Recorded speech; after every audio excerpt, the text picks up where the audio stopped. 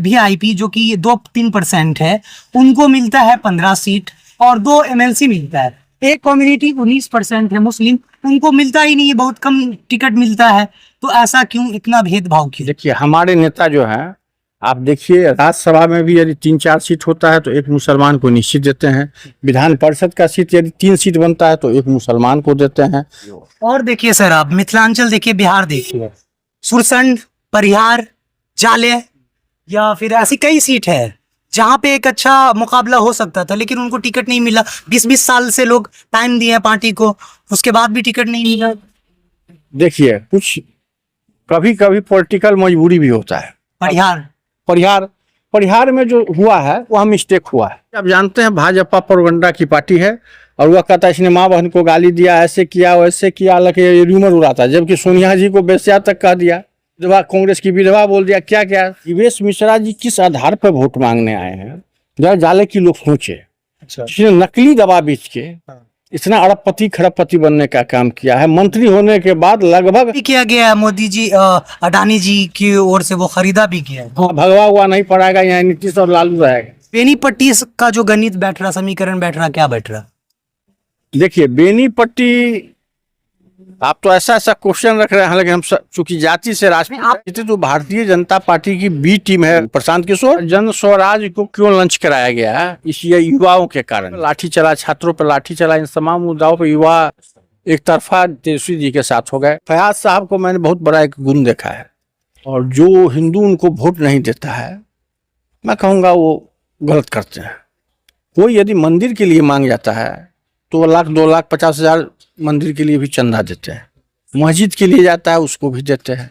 भगवान कोई चीज की कमी नहीं दिए, विधायक क्या पद है उनके लिए। देखिए, प्रशांत किशोर जी का जो एनालिसिस है ना, वो बिल्कुल गलत है। अब हम कहते इतने 2 लाख करोड़ खर्चा होगा, वो कैसे जोड़िए, किस स्टाफ की क्या सैलरी होगी, कौन सा पद होगा, वो क्या जानते हैं? सब IAS होंगे, सब डॉक्टर होंगे, ऐसी बात नहीं। कोई प्यून भी होगा, कोई परिचायिका होगा, कोई डाटा ऑपरेटर होगा, बहुत कोई चौकीदार होंगे, कोई दफ्तार होंगे, तो सबकी सैलरी सब जैसा है। एनडीए की सरकार ने तो लोहर चीनी मिल, रैयाम चीनी मिल, सारे चीनी मिल के जो है सो पूरे पाठ पुर्जा को काट काट कर बेच दिया और बीजेपी के नेताओं को जमीन आवंटित कर दिया। आदाब दोस्तों, मैं हूं कामरान और आप देखना शुरू कर चुके हैं K4U न्यूज। जैसे जैसे वोटिंग, बिहार विधानसभा चुनाव नजदीक आ रहा है, सियासी घमासान जो है वो तेज हो रहा है, और ऐसे में सोशल एक्टिविस्ट, पॉलिटिकल एनालिस्ट, इस तरीके के जितने भी लोग हैं वो तमाम लोग आंक रहे हैं कि बिहार में इस बार किनकी सरकार बनने पे है, किनकी सरकार बनेगी, कौन सत्ता में आएंगे, और पूरे बिहार भर का जो मुद्दा है विशेष रूप से वो क्या मुद्दा है, स्पेशली बेनीपट्टी और हरलाखी विधानसभा की जो समस्या है, कौन सत्ता में आएंगे और क्या विकास का मुद्दा है, इन तमाम चीजों पे हम चर्चा करेंगे और विस्तार से हम जानेंगे, समझने की कोशिश करेंगे कि किन का वर्चस्व इस बेनीपट्टी में, इस हरलाखी में और इस पूरे मधुबनी में बना रहेगा, देखने को मिलेगा। सर, सबसे पहले आपका बहुत बहुत स्वागत, इस्तकबाल। बहुत बहुत धन्यवाद आपको। सर, सबसे पहले आप अपने बारे में चंद बातें हमें बता दें ताकि मैं आपको जान सकूं और फिर आपसे उसी हिसाब से बात कर सकूं। मैं ललित कुमार सिंह, एक सोशल वर्कर, 35 ईयर से 35 वर्षों से मैं लगातार समाज सेवा में हूं, और मैं MLC अंबिका गुलाब यादव जी का बेनीपट्टी का प्रतिनिधि भी हूं, और राष्ट्रीय जनता दल के जिला के कोषाध्यक्ष भी। तो सर, आप चूंकि काफी लंबा समय जो है पॉलिटिकली रहे हैं आप, और पॉलिटिकल पार्टी को वक्त दिए हैं आप अपना, तो ऐसे में बिहार का जो समीकरण बन रहा है, क्या तेजस्वी जी सत्ता में आएंगे, क्या नीतीश कुमार जी CM बनेंगे अगर इंडिया पार्टी जीतती है, या चिराग पासवान जी बनेंगे, या कौन बनेंगे, क्या लगता है आपको? देखिए, चिराग जी का तो चर्चा ही नहीं कीजिए, दुर्भाग्यपूर्ण उनके लिए समय बीत रहा। आज भी 3 कैंडिडेट का उनका नामांकन रद्द हो गया। रही बात नीतीश जी और तेजस्वी जी में, तो जो स्थिति दिख रही है उसमें नीतीश कुमार को CM बनना नहीं लग रहा है कि वो CM बन पाएंगे। तेजस्वी के हाथ में ही बिहार की बागडोर जाएगी, यह तय है। चाहे जिस विधि से जाए, या दोनों गठबंधन से जाए या महागठबंधन के तौर पे जाए, लेकिन बिहार की अगले मुख्यमंत्री नौजवान, उचित बेरोजगारों के लिए संघर्ष करने वाले, दलित अकलियत शोषित के लिए आवाज उठाने वाले नेता तेजस्वी यादव को लग रहा है 99% इस बार बिहार का मुख्यमंत्री बनना तय। जिस तरीके से सर अभी सीट बंटवारा हुआ, एक कम्युनिटी खास करके मुस्लिम कम्युनिटी जो है काफी नाराज है। वो कह रहे हैं कि हर बार हर विधानसभा में मेरा सीट बढ़ना चाहिए, तो बल्कि घट ही रहे। ऐसी कई सीट हैं जहां पे मुस्लिम जीत सकते हैं, लेकिन उनको पार्टी जो है आरजेडी जो है टिकट नहीं देती। जेडीयू भी इस बार कम कर दी, आरजेडी भी कम कर दी, कांग्रेस देते आ रही थी, कांग्रेस भी कम कर दी। तो ऐसा क्यों हो रहा है? देखिए, अभी जो हिंदुस्तान के अंदर और या बिहार के अंदर जो कहिए जो लड़ाई लड़ रहा है, उसमें दो बरादरी को खासकर बिहार में मुसलमान और यादव को धैर्य रखना होगा पॉलिटिक्स। यदि भारतीय जनता पार्टी को सत्ता से दूर करना है तो इस दो आदमी को काफी धैर्य रखना होगा। और इस बात की चिंता नहीं, आपका नेता बिहार का मुख्यमंत्री बनेगा, इसकी चिंता कीजिए। हमारा एमएलए कोई माने नहीं रखता है। बेनीपट्टी विधानसभा से कांग्रेस के उम्मीदवार हैं नलिनी रंजन उपन झा जी। वह कांग्रेस की विधायक है, हम लोग उनको मदद करेंगे। कांग्रेस की विधायक होंगे तो विधायक से क्या लेना हमको देना? जब मेरा सीएम होगा तो विधायक से लेना देना क्या? यहाँ पे जो दो धाराओं की लड़ाई, तो हम जिस धारा में है उस धारा को हमको मजबूत करना है। और आप देखते हुएगा, बुरा नहीं मानिएगा, यहाँ मुसलमान कैंडिडेट होता है, वहाँ हिंदू मुसलमान का नारा देकर जो उस लायक नहीं है वो भी जीत के चला जाता है। इसीलिए मुसलमान और यादव दो को खासकर राजनीति में अभी कम से कम 5-10 साल बर्दाश्त करें, बिहार में सत्ता पर। आप देखते आ रहे हैं या सुनते आ रहे होंगे कि MY समीकरण, तो MY समीकरण मुझे नहीं लगता है कि वो पूर्ण रूप से सक्सेस है, कामयाब है। दूसरी बात ये कि VIP जो कि 2-3% है, उनको मिलता है 15 सीट और 2 MLC मिलता है। एक कम्युनिटी 19% है मुस्लिम, उनको मिलता ही नहीं है, बहुत कम टिकट मिलता है। तो ऐसा क्यों, इतना भेदभाव क्यों? देखिए, हमारे नेता जो है, आप देखिए राज्यसभा में भी यदि 3-4 सीट होता है तो एक मुसलमान को निश्चित देते हैं। विधान परिषद का सीट यदि 3 सीट बनता है तो एक मुसलमान को देते हैं। तो उसमें कोई हम मुसलमान की हिस्सा अल्पसंख्यकों की हिस्सेदारी में हम कहीं हस्तक्षेप नहीं कर रहे। क्या बोले हैं, राजनीति कर रही है कि कुछ दिनों के लिए हम आप लोगों को, मुसलमान को, यादव को पॉलिटिक्स में बर्दाश्त करना होगा। यदि सत्ता परिवर्तन चाहते हैं तब। लेकिन जो मुस्लिम कम्युनिटी हम क्षेत्र में बात की है, उन लोगों का अपार समर्थन रहता है और शुरू से वो लोग करते भी आ रहे हैं आरजेडी को, क्योंकि वो बीजेपी की ओर नहीं जाते हैं, वो हमेशा बदलाव की ओर रहते हैं। लेकिन उनके जो कम्युनिटी से हैं यादव समाज, वो नहीं देते हैं तेजस्वी जी को वोट, ऐसा आरोप है या फिर ऐसा कहना है लोगों का। देखिए, ऐसी बात नहीं है। किसी बरादरी का, जैसे आपका बरादरी का वोट है, तो हम मानते हैं कि 90% पोल जाता है, चाहे ओवैसी का कैंडिडेट क्यों नहीं हो, फिर भी 90-95% पोल महागठबंधन को पड़ता है। रही यादव की बात, तो यादव क्या बोल रहे हैं अभी, जैसे आप बोल रहे हैं कि मुसलमान भाई, अल्पसंख्यक भाई को जो है सो दरकिनार किया जा रहा है। आरजेडी का ही एक नारा था, जिनकी जितनी हिस्सेदारी उसको उतनी भागीदारी, तो 19% वाले को कम मिला और 14% वाले ज्यादा है। देखिए, आप जो बोल रहे हैं, तेजस्वी जी पार्टी को A to Z पार्टी बनाना चाह रहे हैं। उनके पिता के रीजन में जो छवि खराब हुआ, छवि खराब नहीं हुआ, उनकी सोच अच्छी थी, लोग उनको गलत रूप से लिया लालू जी की सोच को। तो तेजस्वी जी ने हर जाति बिरादरी को एडजस्ट किया है और समय की जो पुकार है, उस पुकार के तहत टिकट वितरण हुआ है। हम आपको बता दें कि पुराने समाजवादी विचारधारा के नेता हैं राम आशीष यादव जी, जो जिला आरजेडी के अध्यक्ष हैं, 20 साल से विधायक नहीं है। आप जरा सोचिए कि यादव रहते वो त्याग कर रहे हैं और निर्दलीय खड़ा होते हैं तो 22,000-24,000 वोट लाते हैं, वो बेनीपट्टी हो या हरलाखी हो। और देखिए सर, आप मिथिलांचल देखिए, बिहार देखिए, सुरसंड, परिहार, जाले या फिर ऐसी कई सीट है जहां पे एक अच्छा मुकाबला हो सकता था, लेकिन उनको टिकट नहीं मिला। 20-20 साल से लोग टाइम दिए हैं पार्टी को, उसके बाद भी टिकट नहीं मिला। देखिए, कुछ कभी कभी पॉलिटिकल मजबूरी भी होता है। आपने बहुत बढ़िया प्रश्न किया है। सुरसंड में तो अच्छे कैंडिडेट को टिकट मिला है और वो चुनाव जीतेंगे, मैं गारंटी दे रहा हूं कि वो चुनाव जीतेंगे। सुरसंड के जो प्रत्याशी हैं, बाजपट्टी के जो प्रत्याशी हैं मुकेश जी, वो अभी चुनाव जीतेंगे। रही बात, आप भी लीजिए परिहार में जो हुआ है वह मिस्टेक हुआ है।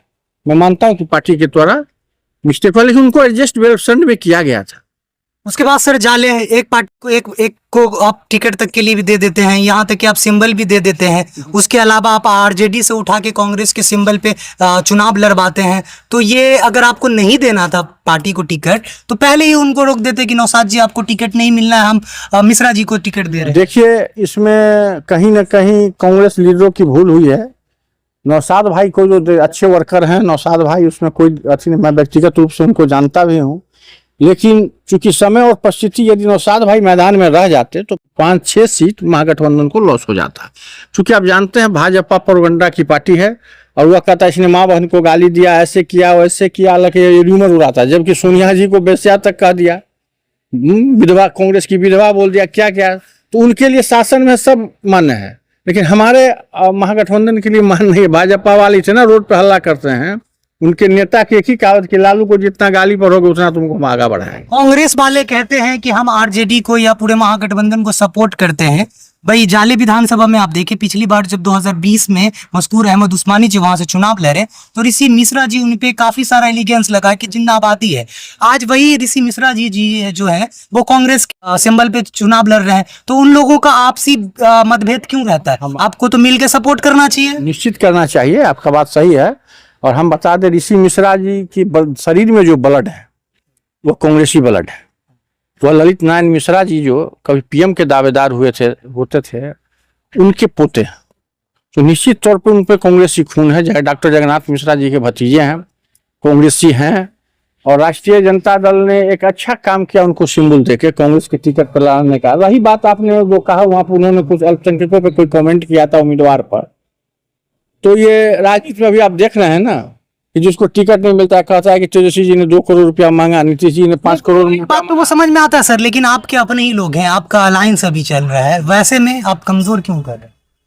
देखिए कमजोर की बात, देखिए उंगली की पांच उंगली 5 रंग का तो है नहीं, सबकी सोच अलग अलग है। अब मैं बता दिया कि 35 वर्ष से मैं इस पार्टी में हूँ और बेनीपट्टी के मुझे लोग रघुवंश बाबू भी कहते हैं और त्याग के मामला में, लेकिन मैंने आज तक कभी कोई पद के लिए कोई लालायित नहीं हुआ। तो क्या लगता है कैसा मुकाबला होगा इस बार जाले का? जीवेश जी को मात दे पाएंगे? ऋषि मिश्रा जी जीत जाएंगे क्या उनसे? देखिए वहाँ यदि जो हमारा जो वोटर है, महागठबंधन की वोटर में एक जुटा रहा तो जीत तय है। और जीवेश मिश्रा जी किस आधार पर वोट मांगने आए हैं जरा जाले की लोग सोचे।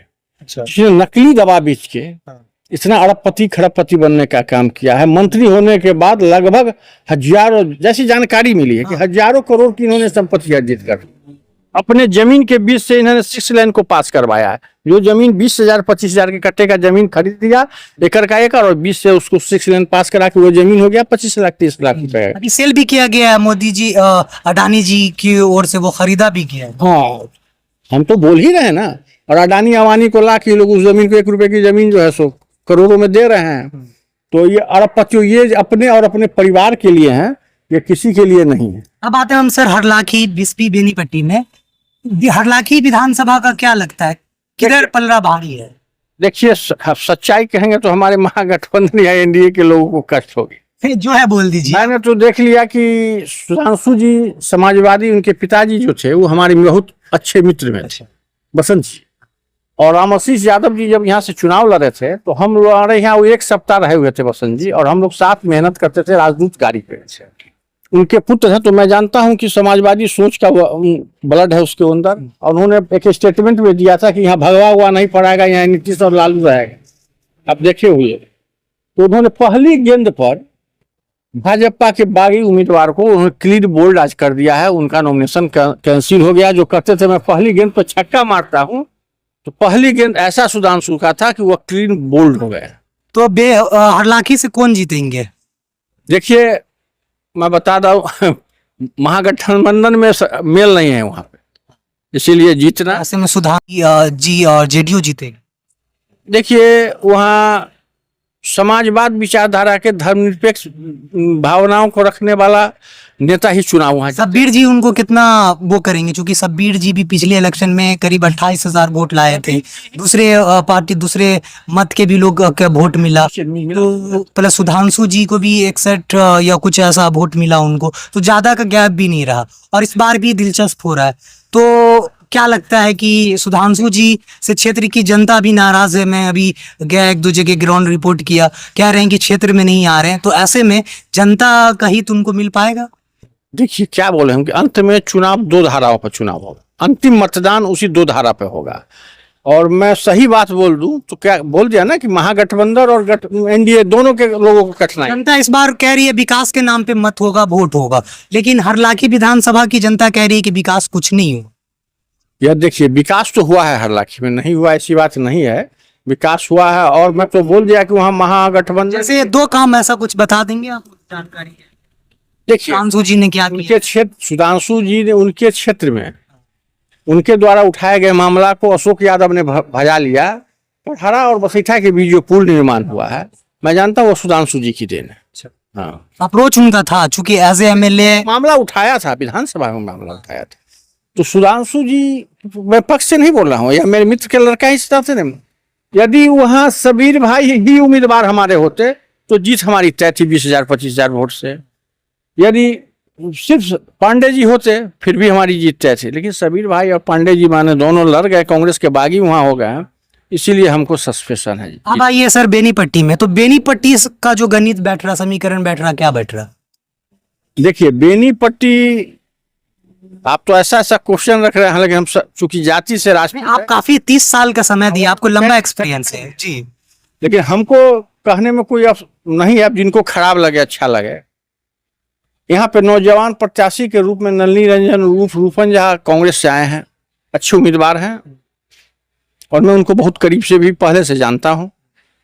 और एक डॉक्टर मृणाल जो भारतीय जनता पार्टी के बागी उम्मीदवार हैं, वह भी अच्छे हैं।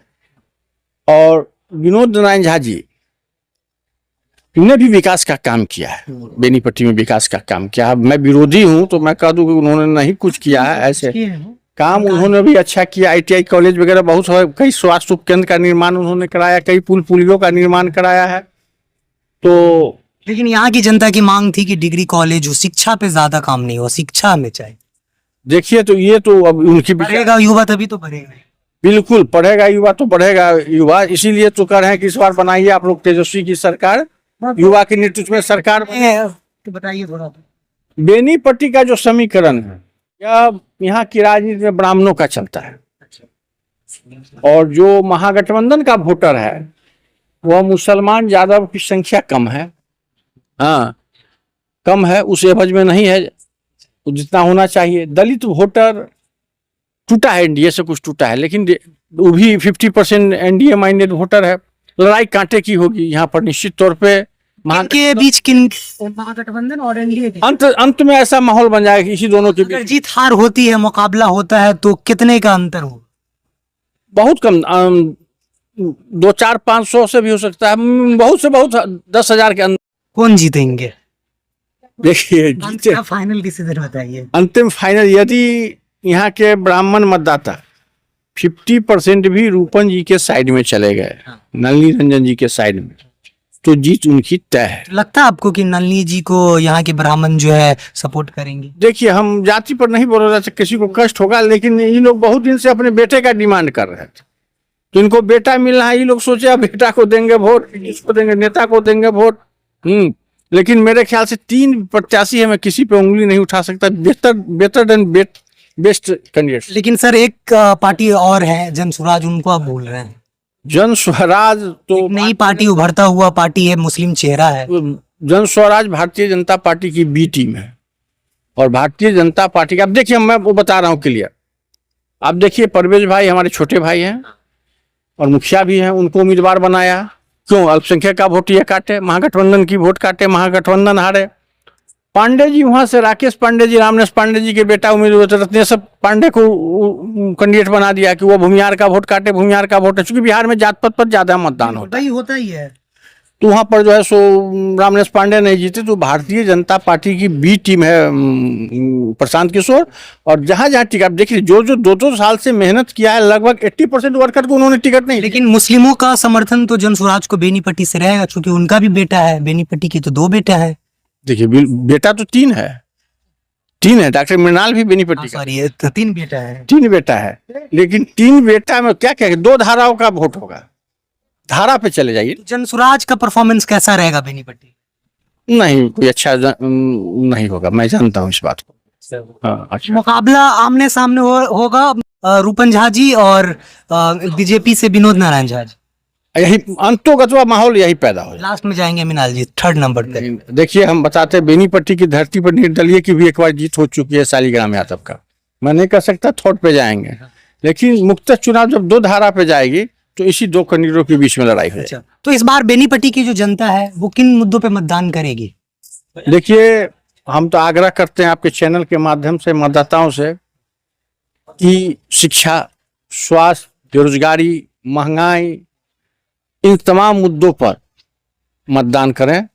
हाँ, नौजवानों के हाथ में ही देश की बागडोर है।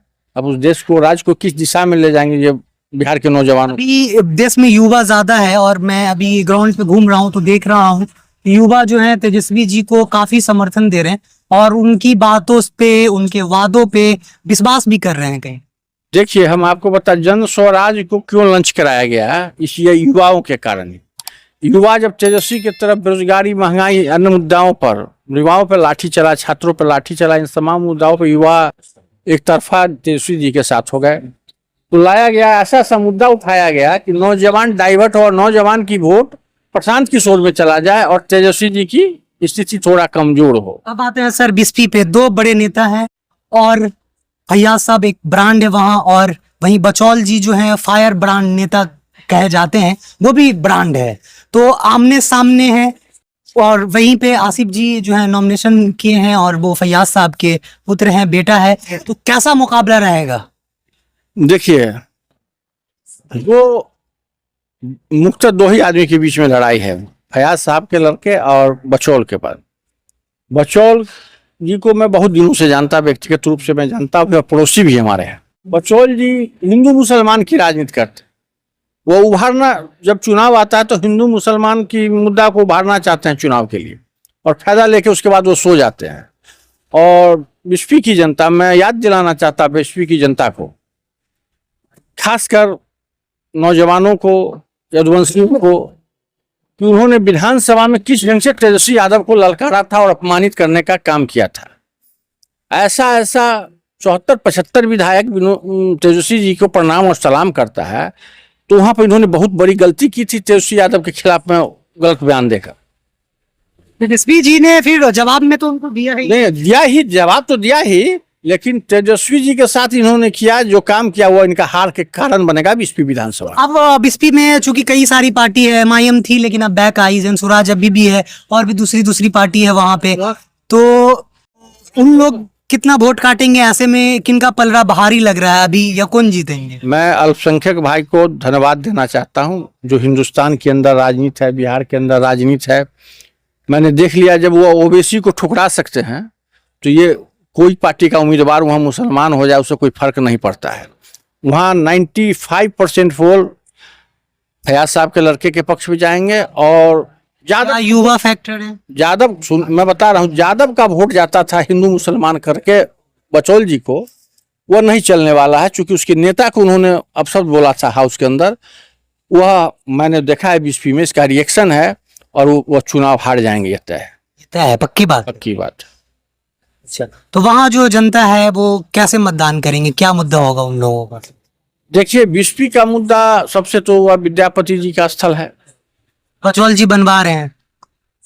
बचौल जी तो हमारे अंदाज से 2-3 बार विधायक वहाँ हो गए, अभी तक तो बना नहीं है। काम स्टार्ट कर दिए सब कुछ, वो काम स्टार्ट हो गया, बन जाए तो समझिए बन गया। नहीं जाएगा, बन जाएगा तो चलिए, मैं बचौल जी को धन्यवाद देता हूँ।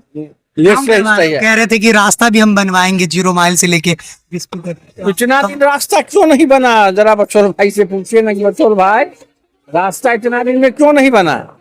और कोई बच्चा जन्म लेता है तो एक ही बेर में वो सियाना नहीं होता है, धीरे धीरे धीरे होता है।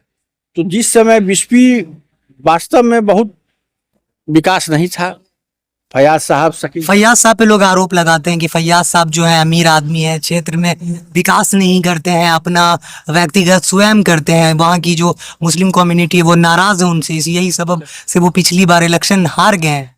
देखिए, मुस्लिम कमेटी नाराज नहीं है।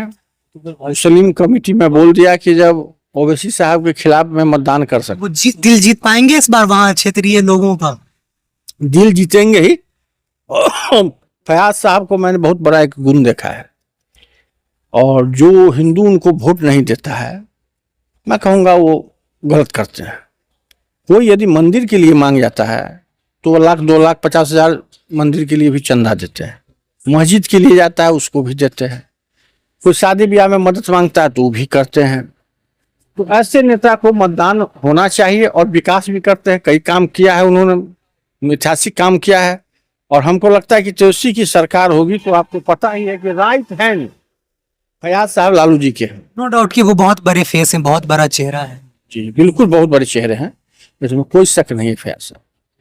और फयाज साहब ने तो बीएड कॉलेज बना के, अच्छे स्कूल खोल के, कितने को आईएएस आईपीएस, कितने को डॉक्टर, कितने को शिक्षक, लगभग उनके स्कूल के कॉलेज के प्रोडक्ट लगभग हमको लगता है 1000-2000 मधुबनी जिला में टीचर हैं। इस बार आसिफ जी हैं, उनके सन है, बेटा है। तो आसिफ जी, युवाओं में देखा है हमने कि काफी क्रेज है आसिफ जी को लेके, वो एक युवाओं के लिए प्रेरणा स्रोत जैसे हैं। तो इस पे आप क्या कहेंगे कि वो जो मतलब उनका चीजें हैं वो वोट में कन्वर्ट हो पाएगा? देखिए बिल्कुल वोट में कन्वर्ट होगा। अब पढ़े लिखे शिक्षित है, काफी अच्छी योग्यता है, पर क्यों है, डॉक्टर भी हैं, तो वो चाहते तो डॉक्टर पेशा में जाते। मेडिकल कॉलेज है, कश्मीर में मेडिकल कॉलेज बन रहा है, भगवान कोई चीज की कमी नहीं दी, विधायक क्या पद है उनके लिए। लेकिन उनकी समाज का सेवा करने का उनके अंदर एक भावना है, जो उनके स्टेटमेंट से लगता है, उनकी विचार से, उनकी जो रहन सहन जो है, उससे लगता है कि वो सामाजिक सोशल वर्कर बनना चाह रहे हैं।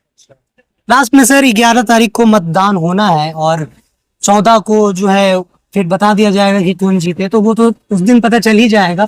तो आप ऐसे में क्षेत्रीय जनता को, हमारे दर्शकों को क्या कहेंगे, कैसे मतदान करना चाहिए और किन मुद्दों पे मतदान करना चाहिए और क्यों ही करना चाहिए, कितना जरूरी है उनका मत इस बार? देखिए, नौजवानों को, जब आपको पता होगा कि वोट 18 वर्ष की उम्र में वोट देने का अधिकार राहुल गांधी पिता स्वर्गीय राजीव गांधी ने दिया था।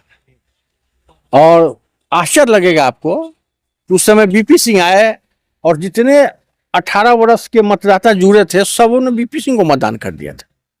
नौजवानों के खून गर्म होता है, लेकिन हम आग्रह करेंगे नौजवानों से कि देखिए, आप, तेजस्वी जी ने घोषणा किया है कि जिस परिवार में सरकारी नौकरी नहीं है, मैं उस परिवार में एक सरकारी नौकरी दूंगा।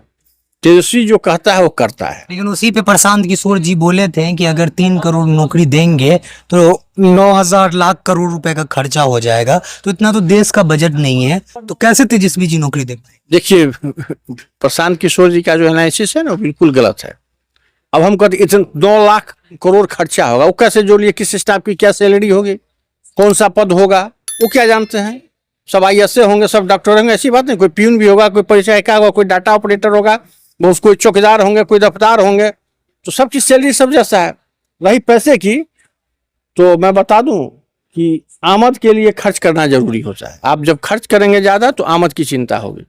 तो आमद, इस राज्य के तेजस्वी जी ने भी घोषणा किया कि मैं शराबबंदी समाप्त करूंगा, उससे अच्छा खासा आमदनी आएगा। बड़े बड़े कंपनियां लॉन्च करेगी, उस कंपनी में ये सब में जॉब लोगों को मिलेगा। और एनडीए की सरकार ने तो लोहड़ चीनी मिल, रैयाम चीनी मिल, सारे चीनी मिल के जो है सो पूरे पाट पुर्जा को काट काट कर बेच दिया और बीजेपी के नेताओं को जमीन आवंटित कर दिया। जनता को आश्चर्य लगता है कैसे जनता उसको मतदान कर रहा है। कल तक यही मुद्दा होता था चुनाव में, रीगा और लोहट और सकरी चीनी मिल का। अभी कह रहे हैं प्रत्याशी जी सब कि हम अरेर को भी प्रखंड बनाएंगे, रेलवे हार देंगे, चीनी मिल, जब वो आए थे तो कहते कि चीनी मिल भी हम स्टार्ट करेंगे, तो काम तो करेंगे ही, ऊपर से कह रहे हैं कि हम दरभंगा में एम्स भी बना देंगे, हॉस्पिटल का एक बड़ा वो रहेगा। देखिए, तो इतना दिन क्यों नहीं बना? 20 साल रहे एनडीए की सरकार बिहार में, लगभग 13-14 साल हो गया एनडीए की सरकार केंद्र में। इतना दिन में क्यों नहीं हुआ? प्रखंड क्यों नहीं हुआ? चीनी मिल क्यों नहीं बना? रेलवे लाइन क्यों नहीं आई? एम्स क्यों नहीं निर्माण हुआ? ये बताइए, ये तो बताएंगे एनडीए वाले लोग। Thank you. तो देख रहे थे, हम बात किए आज ललित सिंह जी से, जिनसे मैंने चर्चा किया कि बिहार की जो सियासत है इस बार की कैसी है, कैसा माहौल है, और खास करके मिथिलांचल क्षेत्र के मधुबनी जिला और दरभंगा जिला की जो सीट है उनका समीकरण कैसा बैठ रहा है, किन की तरफ जनता का रुझान है और क्या मुद्दा पे वो मतदान करेंगे, और कैसा इस बार वोटिंग जो पैटर्न होगा, समीकरण बैठ रहा है वो कैसा रहेगा। क्या सच में तेजस्वी जी की सरकार आएगी या फिर एनडीए नीतीश जी की सरकार आएगी, इन तमाम सवालों पे हमने चर्चा किया। Thank you so much.